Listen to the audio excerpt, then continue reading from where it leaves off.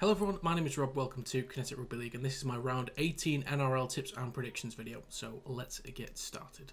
Kicking things off with the Sharks at home against the Dragons, and starting with the Sharks, they currently sit in 4th place on the ladder. Their form is 3 wins in the last 5, and their home record is 4 wins and 4 losses. They were also on a bye last week. In terms of squad availability, it looks like they'll pretty much have their full team available. Toby Rudolph is the only expected player back this week.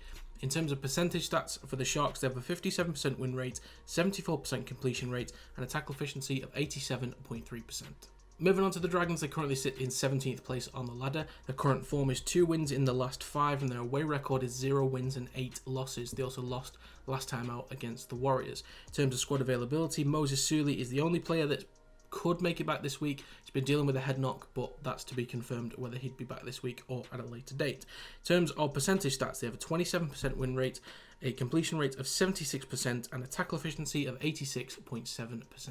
So for this game, I don't really see too many reasons to go with the Dragons. There's a little bit of disarray at the club at the moment. I don't think that's going to affect performances too much. It's just more of a mental thing amongst players because they don't know what's happening, or maybe they do know what's happening. Apparently there was a meeting that was supposed to be going on with the players.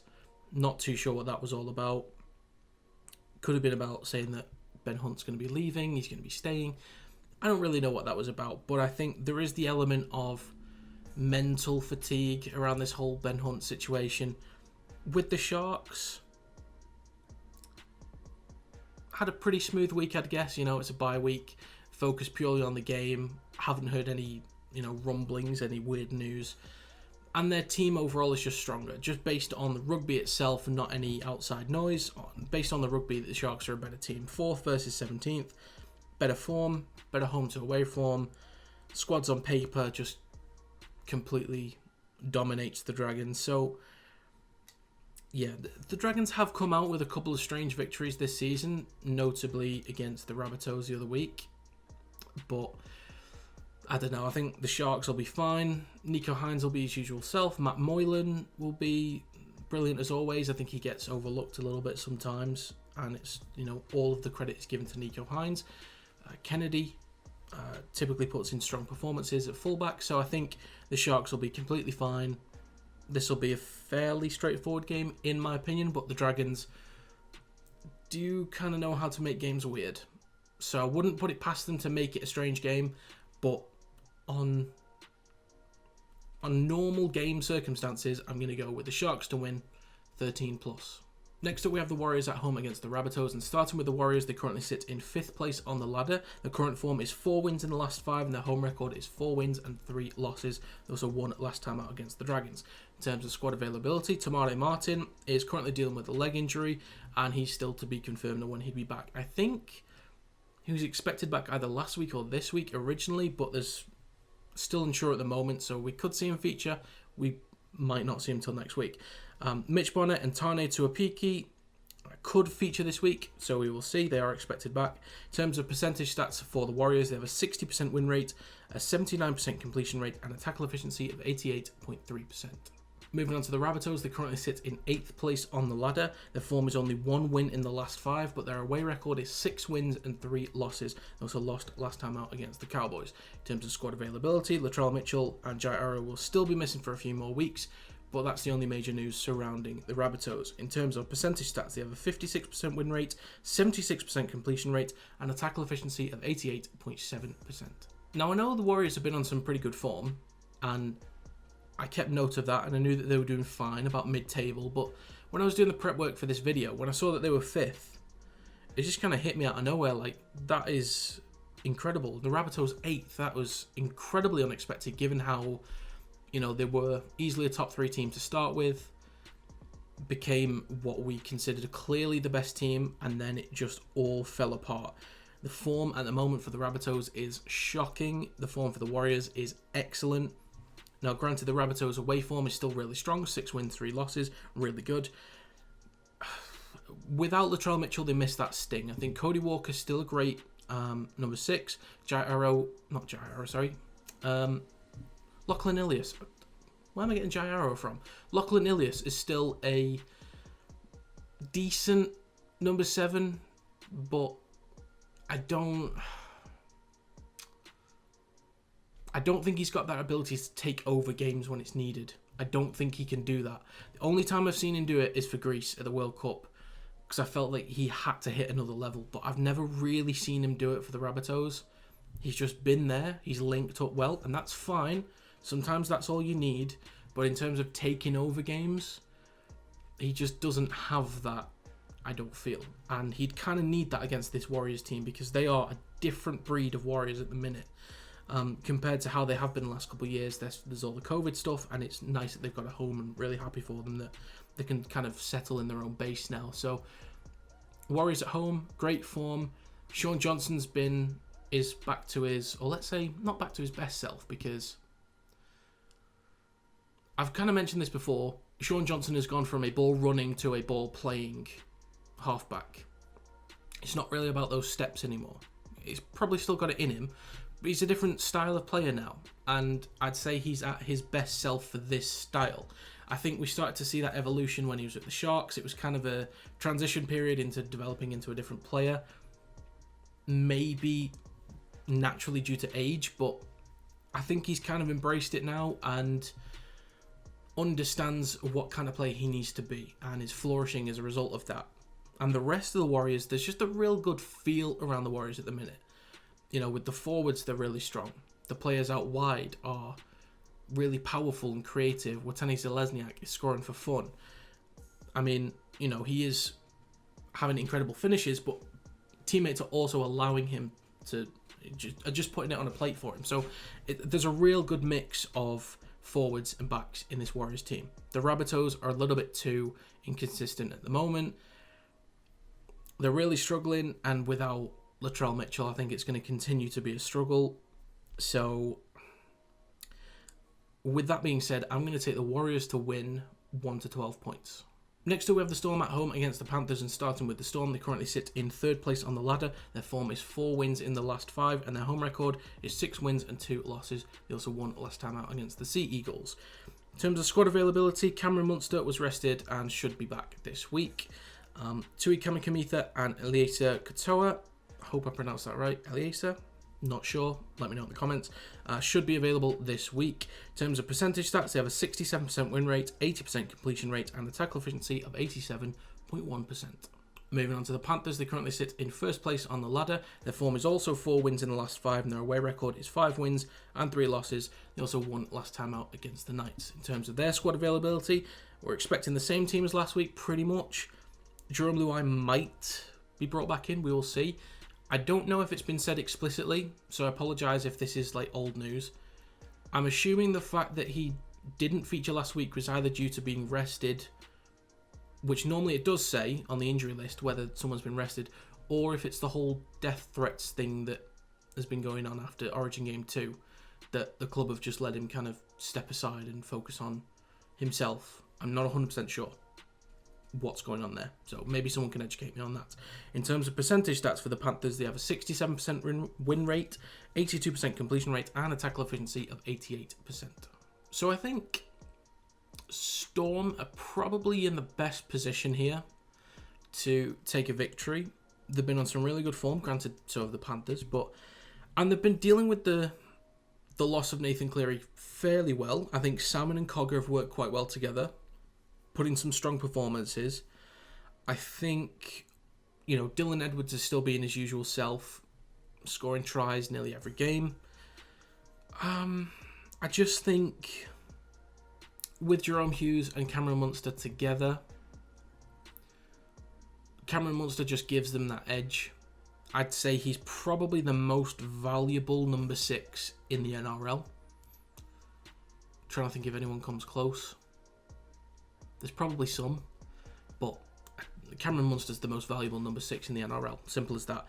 And you've got players like Harry Grant, insane players. And I think, I don't know, Salmon and Cogger have been fine. Kicking game's been fine. And their ability to run at the line, create chances, and to just overall fill in the void for Cleary and Luai has been pretty strong. But what the Storm can offer with Hughes and Munster is just on a different level. And given that Melbourne Storm are pretty much going to be at full strength from what I gather, I don't know if Penrith can actually deal with it. And with Melbourne Storm being so strong at home, Panthers are great away, but Storm at home are, I feel, too strong. So with that being said, I'm going to go with a narrow Melbourne Storm win, 1 to 12 points. Next up, we have the Raiders at home against the Titans. And starting with the Raiders, they currently sit in 6th place on the ladder. Their form is 3 wins in the last 5, and their home record is 4 wins and 3 losses. Also 1 last time out against the Roosters. In terms of squad availability for the Raiders, Josh Papali'i is currently dealing with a hamstring and needs to be confirmed on when he'll be available. Trey Mooney is probably the only injured player currently that's expected to be back, but other than that, everyone else should be fine. In terms of percentage stats for the Raiders, they have a 60% win rate, 78% completion rate, and a tackle efficiency of 88.1%. Moving on to the Titans, they currently sit in 9th place on the ladder. Their form is 2 wins in the last 5, and their away record is 3 wins and 5 losses. Also 1 last time out against the Broncos. In terms of their squad availability, the only inclusion is probably Tino Fa'asuamaleaui, who was rested, but I'm pretty sure he'll be back this week. In terms of percentage stats, they have a 50% win rate, 78% completion rate, and a tackle efficiency of 85.8%. Now, with this game, I truly have no idea. I was going back and forth on these teams because as much as the Raiders have been really strong over the last 2 months, the Titans are weird, man. The Titans are so weird. They have so much potential to be great. Like, there's, as much as people might want to joke about the Titans, there's greatness there. Like, you can see it. They can put in some insane performances. They can reach a different level. Probably not Panthers, Broncos, even though they beat them, but you know what I mean. Panthers, Broncos, Sharks, Storm, that kind of level, because consistency is what keeps them up there. I don't know. The Titans have that potential to destroy teams that are around their level or worse and put up good fights against teams that are better. Whereas the Raiders, on their day, can go toe to toe with anybody on their day. I don't know. I mean, I have written down a prediction, but it's just a weird one. And even though I get a lot of games wrong, this is one where it's like, it's not clear cut to me. And there's probably people thinking, well, it's obviously the Raiders. Some will be thinking it's obviously the Titans. For me, this is not obvious. I mean, the Raiders' form is slightly better. Their home form is better than the Titans' away form. But I just think I can absolutely see, I'll just put it this way, I can absolutely see the Raiders demolishing the Titans. I can see it. I would not be surprised if it happens because the Titans are so weird.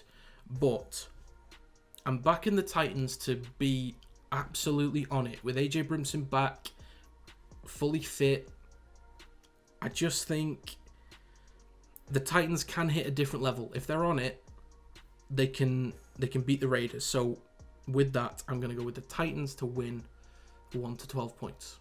Next up, we have the Cowboys at home against the Tigers. And starting with the Cowboys, they currently sit in 10th place on the ladder. Their form is 3 wins in the last 5, and their home record is 6 wins and 2 losses. They also won last time out against the Rabbitohs. In terms of their squad availability, Jason Taumalolo is expected to be back this week, but we will see. In terms of their percentage stats, they have a 50% win rate, 80% completion rate, and a tackle efficiency of 86.6%. Moving on to the Tigers, they currently sit in 16th place on the ladder. Their form is only 1 win in the last 5, and their away record is 1 win and 5 losses. They were also on a bye last week. In terms of squad availability, they're still missing Brooks, they're still missing Coruscant. That's all that really needs to be said about that. In terms of percentage stats, they have a 21% win rate, 77% completion rate, and a tackle efficiency of 89.4%. So the last time these two teams met, I don't think anybody on this planet predicted that scoreline. I don't think it's going to be the same again because the Cowboys are not really in disarray anymore. The Tigers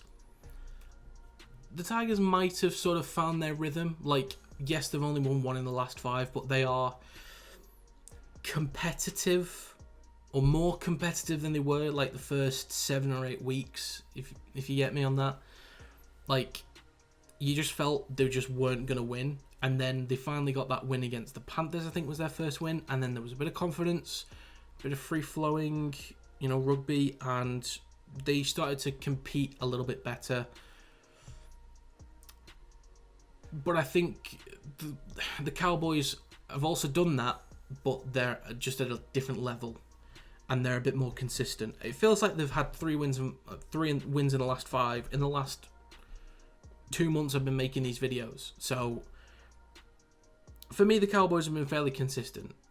They still have the ability to struggle, but they're beating teams that you don't expect them to beat. Yes, I know the Panthers was one where they didn't have to worry about Luai or Cleary, things like that, but they're still looking good when they play. They look really, really strong. And Drinkwater, man. What a player Drinkwater is. For me, this is a fairly simple one. And I'm leaning heavily towards the Cowboys. I think the Tigers, I do like what they've been doing. They have been improved and I'm happy for them because it could have just been a really miserable season. And it might still continue to be one. But no one wants to finish last. And I get the feeling that they might not.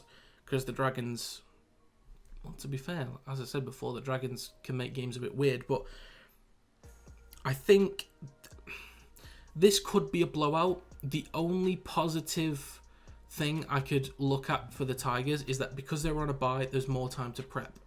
It wasn't like a week's turnaround where they only just lost Brooks and Coruscant.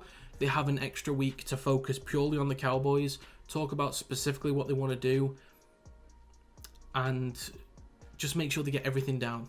That extra week of prep could be helpful. I don't think it's going to help them win the game. I think that's their only kind of thing in their favour, is that they've had more time to prep and they'll be a bit fresher. That's it. But other than that, the Cowboys look brilliant at the moment. I think they're not quite back to where they were last season, but they're kind of getting there. They show glimpses of it. But I think the Cowboys are just too strong. So I'm going to go with the Cowboys to win 13+. Next up, we have the Broncos at home against the Dolphins. And starting with the Broncos, they currently sit in second place. Their form is 3 wins in the last 5, and their home record is 4 wins and 4 losses. They also lost last time out against the Titans. In terms of squad availability, Kurt Capewell will still be out for a few more weeks. And in terms of Reece Walsh, could miss this game, but we'll just kind of have to wait and see what the judiciary decision is there.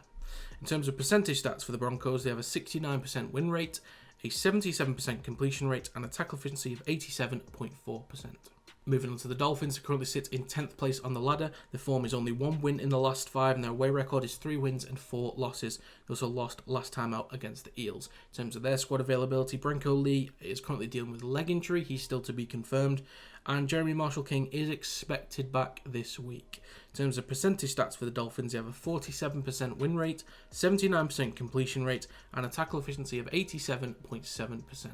Now, I don't think that the loss for the Broncos against the Titans last week was too much of an indication to say that, the Dolphins have a chance.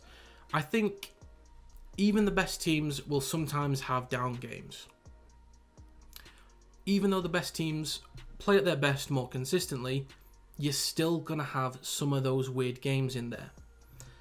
And this was one of them for the Broncos. The Dolphins, however, their form has been abysmal. Absolutely shocking. They've kind of lost that edge. Yes, they dealt with a couple of injuries, but they actually dealt with them quite well and played fairly well. Having Sean O'Sullivan back is a huge help for them, but I don't know. I mean, Wayne Bennett's not panicking. I'm pretty sure he's chilling, He's got no concerns. This isn't a game that the Dolphins are expected to win, but there might be that, elevation in the mental aspect of things, given that it's against the Broncos. So that might be a good force for the Dolphins. Having Jeremy Marshall-King back would be huge, but I don't think he's going to completely turn everything around for the Dolphins. I think the Broncos will bounce back, even if Reece Walsh is missing. They have enough players to cover. Adam Reynolds is still going to be controlling the game. Ezra Mam is still going to be creating opportunities. Sal and Cobbo is still going to find ways to score. I think the Broncos will be fine. But the Dolphins are just on a really low slump at the minute. But the fact that it's such a big game, you know, it's a rivalry, could kind of jolt them out of it. And maybe Jeremy Marshall-King is a massive inclusion. Like, literally turns it around for them. I just don't think it's going to be that much. Like, it will have an effect, a positive effect for the Dolphins, just not to the point where it turns the tide, basically. So, I am inclined to go with the Broncos win. So, that's what I'm going to do. I'm going to take the Broncos to win 13+. Next up, we have the Bulldogs at home against the Knights. And starting with the Bulldogs, they currently sit in 15th place on the ladder. Their form is 1 win in the last 5, and their home record is 3 wins and 5 losses. They're also on a bye last week. In terms of their squad availability, they're expecting pretty much the same or usual squad as normal. No players coming back in. In terms of percentage stats, they have a 33% win rate, 76% completion rate, and a tackle efficiency of 86.4%. Moving on to the Knights, they currently sit in 14th place on the ladder, and their form is 1 win in the last 5 as well. Their away record is 1 win and 6 losses. Also lost last time out against the Panthers. In terms of their squad availability, Lachlan Fitzgibbon is the only player expected back. There are some rumours with him going to Super League, so we'll see whether he's left out for those reasons, like he's looking to move. We will see. In terms of their percentage stats, they have a 33% win rate, 74% completion rate, and a tackle efficiency of 87.9%. So, I am happy for both of these teams on how they did look better than they used to, but the form in the last 5 has been atrocious. They both dropped down. I mean, the Bulldogs were already kind of around there, but the Knights, I'm a little bit disappointed in the last couple of weeks. Granted, they put in some strong performances. They've been close games. But, you know, you need to find that edge to win, which they just haven't done. I do think they are better equipped for this game, though. Even though they've both got the same form. The Knights' away form record is awful. And the Bulldogs is below par. I think the Knights are better equipped. You know, I still think it's going to be a rough night for whoever plays fullback for the Knights, possibly Kalen Ponga, most likely, because of Matt Burton's kicking game. And to be fair, there's been a slight elevation in Cal Flanagan's game. I think ever since getting dropped a few weeks or months back, he's really had to fight to get back in the team. Whereas when there was like, I mean, the Bulldogs don't have great depth in the spine.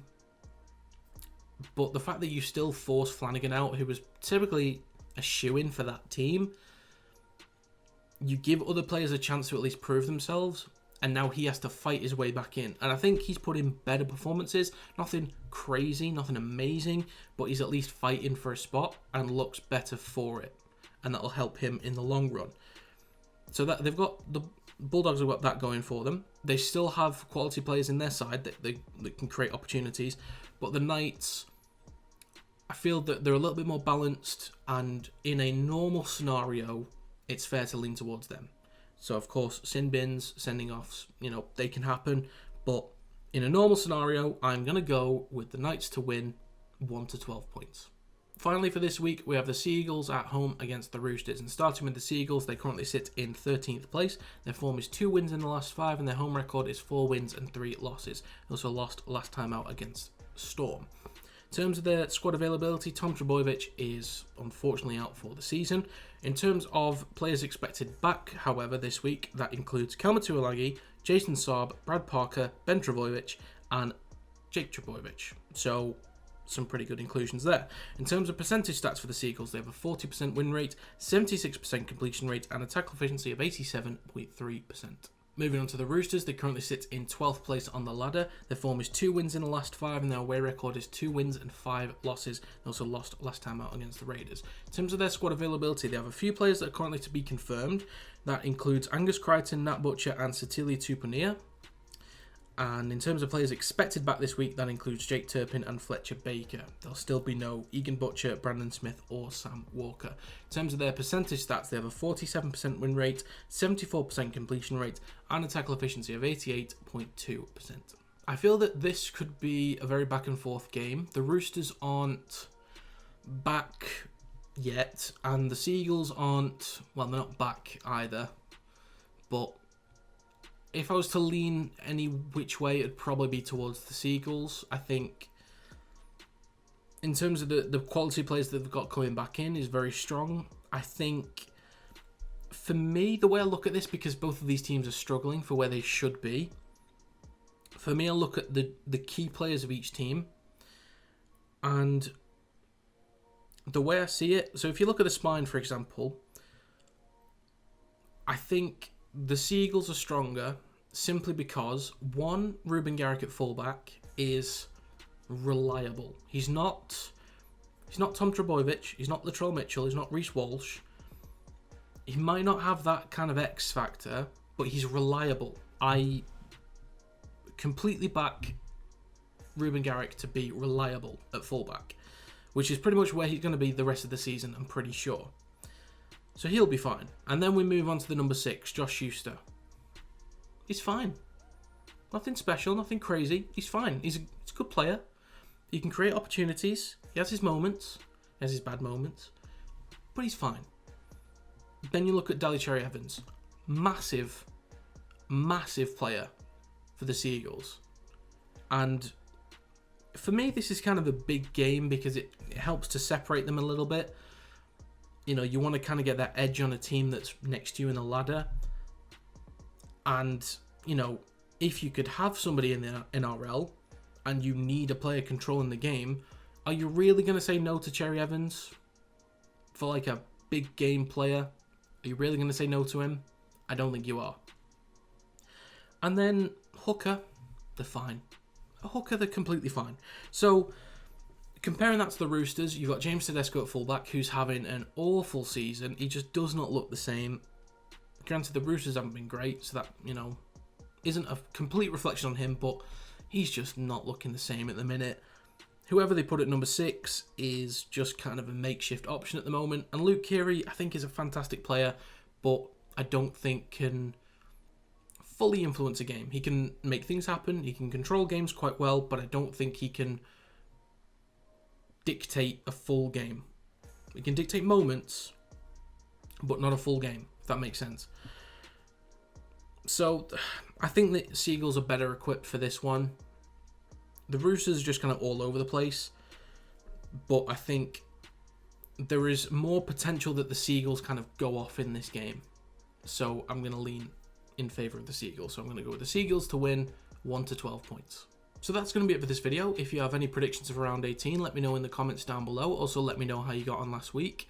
In terms of next week's video, it may be half a day late, a day late. I'm going to be away next weekend, so in terms of when I get back, which will be Tuesday, I think for you guys it'll probably be Wednesday morning. So the video will be a little bit later than normal, but shouldn't be too much of an issue. But yeah, just to let you guys know. So that's going to be it for this video. Thank you very much for watching, and I will see you next time.